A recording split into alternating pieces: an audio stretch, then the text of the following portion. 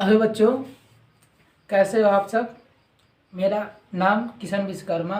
स्वागत है आप सबके इस छोटे से यूट्यूब चैनल सपोर्ट बच्चों में। अगर वीडियो पसंद आया है तो कृपया करके सपोर्ट और कीजिए, जिससे मैं आप सबका और सपोर्ट कर सकूं। जैसे आज का जो मेरा टॉपिक है क्यूब के बारे में। क्यूब से रिलेटेड जो भी टर्म होंगे, फार्मूला होंगे, इस वीडियो में हम सब कवर करेंगे, ठीक है, विथ प्रूफ। ठीक, जैसे अगर मैं क्यूब का डिफिनेशन पढ़ूं तो व्हाट इज क्यूब, क्यूब क्या होता है, दिमाग में यही आता है ना, क्यूब क्या होता है। क्यूब अगर हम इसे डिफिनेशन पढ़ें, a cube is a 3D solid figure object. यानी कि एक क्यूब 3D का कहने का क्या मतलब है, 3 डायमेंशन हो। यानी कि उसमें क्या हो, लेंथ हो, ठीक, ब्रेथ हो और क्या हो, हाइट हो। लेंथ, ब्रेथ और क्या हो, हाइट हो। उसमें क्या होना चाहिए, 3D फिगर का कहने का मतलब क्या हुआ कि उसके पास लेंथ हो, ठीक, ब्रेथ हो और क्या हो, हाइट।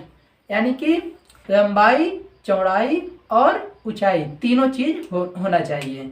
जैसे अगर मैं एक ऑब्जेक्ट उठाऊं जो मेरे सामने है, ये कैसा फिगर है, 3D, ठीक, एक क्यूब नहीं, एक क्यूबाइड जैसा है।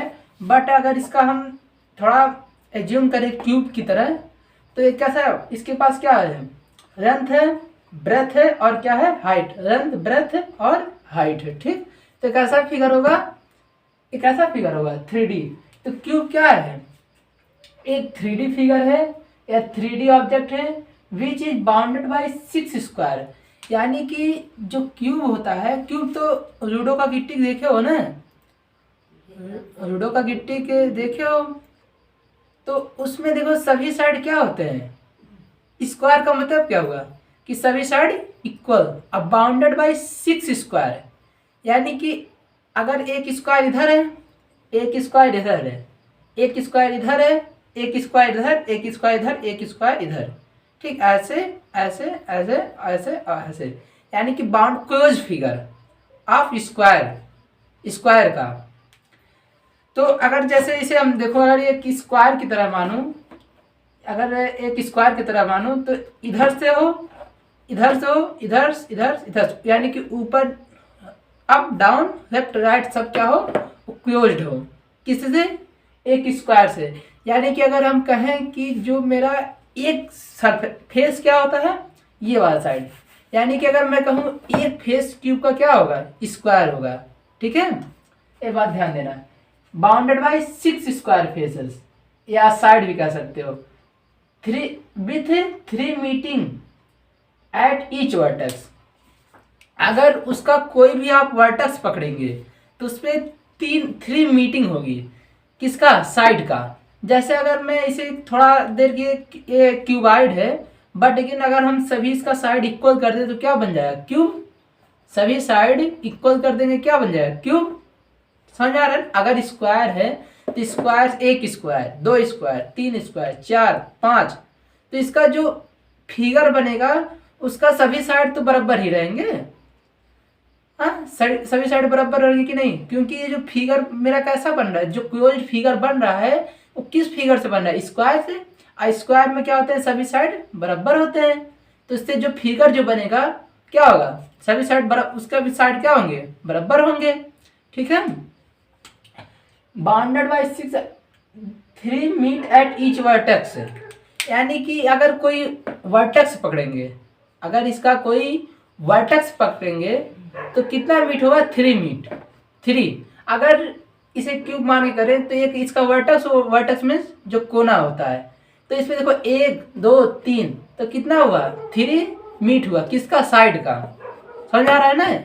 अगर मैं इसमें वर्टेक्स देखूं, क्या हो गया, जैसे अगर हम इसका साइड ए माने, सबका ए, क्यों, ए भी मान सकते हो, बी भी मान सकते हो, सी भी मान सकते, सब कुछ मान सकते हो।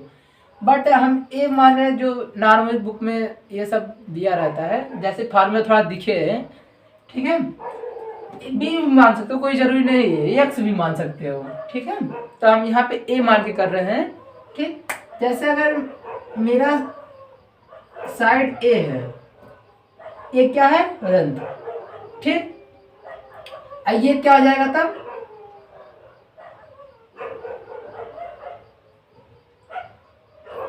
ब्रेथ। ए इसे भी मानना पड़ेगा, क्यों मानना पड़ेगा, क्योंकि सभी साइड क्या होते हैं, इक्वल। अगर बी मानोगे तो बी वो भी मानना पड़ेगा, ठीक है। ये क्या होगा, लेंथ, ब्रेथ, और ये क्या हो गया, हाइट। तो हाइट भी क्या होगा, ए होगा, क्योंकि कभी सभी साइड क्या है, बराबर, सब ए होगा ना। ए का मतलब क्या होगा, अगर 5 ये होगा तो 5 ए भी होगा, 5 ए भी होगा। समझ में आ रहा है ना, ठीक। अगर इसका हम वर्टेक्स बात करें, वर्टेक्स मीन्स, वर्टेक्स, फेस और इड्ज, ये तीनों बात करें, number of vertex, face and edge. Vertex means क्या होता है, कोना। वर्टेक्स का मतलब क्या होता है, कोना। तो अगर ये क्यूब क्या है, अगर जैसे इसे हम क्यूब माने तो क्या है, 1 2 3 4 5 6 7 8, 4 इधर 4 इधर, तो इसका वर्टेक्स कितना होगा, वहाँ 8 होंगे, ठीक। अब फेस कितने होंगे, फेस कहने वाले ये जो एरिया है, 1 2 3 4 5 6, ठीक। 1 2 3 4 5 6, अगर इससे गिनो 1 2 3 4 5 6, समझ आ रहा है ना। तो फेस कितना होगा, 6, ठीक है। फेस कितना होगा, 6 होगा। और इड्ज क्या होता है, यानी कि साइड, कितने साइड होंगे, 1 2 3 4 5 6 7 8 9 10 11 12, कितने हुए, इड्ज कितने हुए, 12, ठीक है। तो इतना तो हम सब जानते हैं, ठीक। अब यहां से अगर हम देखें, 1 मिनट गाइस, डस्टर थोड़ा देखना है।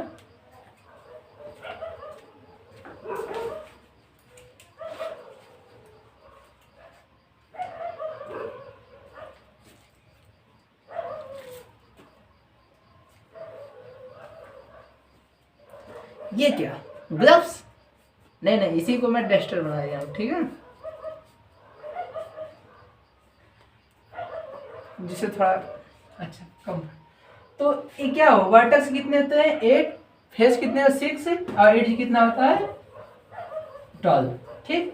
अब जैसे अगर हम इसका एरिया बात करें, अगर S lateral surface area, lateral surface area का कहने का क्या मतलब हुआ, एरिया फोर वॉल, यानी कि आप जिस कमरे में बैठे हो, अगर उसका चारों साइड का एरिया, ठीक, जैसे मैं इस कमरे में वीडियो बना रहा हूँ, तो एक मेरे सामने वाला होगा, एक मेरे पीछे होगा, एक मेरे राइट में होगा, एक मेरे लेफ्ट में होगा। तो ये जो इन चारों का एरिया को कहते हैं एरिया फोर वॉल, ठीक, एरिया फोर वॉल। इसी को क्या कहते हैं, lateral surface area, lateral surface area. अब देखो ये कैसे आया, अगर मैं कह दूं, अगर मेरा एक स्क्वायर होगा, तो एक स्क्वायर का, अगर मैं एक स्क्वायर है, ठीक, अगर मैं एक ऐसे एक स्क्वायर बना दिया, तो एक स्क्वायर का मेरा एरिया कितना होता है, अगर एक क्या हो, अगर साइड कितना हो, ए हो, तो साइड इसका एरिया क्या होगा, ए स्क्वायर, ठीक, ए स्क्वायर होगा कि नहीं। यानी कि अगर मैं एक फेस का निकाल सकता हूं, तो क्या मैं, ये क्या है, चारों फेस ही तो है, आ? अगर मैं एक फेस का निकाल सकता हूं, तो मैं क्या चारों को नहीं निकाल सकता हूं। मुझे एक आम का दाम 5 रुपया है, तो 10 आम का दाम नहीं पता चल जाएगा, सीधे गुणा कर देंगे, ठीक। तो यहां से मुझे एक फेस का पता है, एक फेस का कितना है, ए स्क्वायर, ए फेस का क्या है, ए स्क्वायर। अब मुझे कितना पता करना है, एरिया फोर वॉल, तो एक फेस का कितना है, वन फेस, अगर वन फेस का करूं, वन फेस का क्या होगा, वन फेस का क्या होगा, ए स्क्वायर, ठीक। तो फोर फेस का क्या होगा, देन फोर फेस का क्या होगा, फोर ए स्क्वायर होगा कि नहीं। अरे एक का उससे गुणा कर दो 4 से, 4 ए स्क्वायर, ठीक। यानी कि जो एरिया फोर वाल होता है, इसे इसे दूसरा नाम दिया गया है lateral surface area for a square. तो फर्स्ट आ गया कि नहीं, फर्स्ट मेरा हो गया। ठीक, अब दूसरा मैं बात करूं, ये क्या है, स्क्वायर। और दूसरा टीएसए। टीएसए कहने का मतलब टोटल सरफेस एरिया, ऊपर नीचे left right front back in सबको एरिया, यानी कि सब 6 फेस का एरिया। 6 फेस होते हैं क्यूब में, तो 6 फेस का क्यूब, 6 फेस का एरिया। ठीक, समझ आ रहा है ना। तो एक फेस का कितना होगा, अगर मैं साइड स्क्वायर का एक फेस का क्या होगा, इस साइड क्या होगा, ए होगा।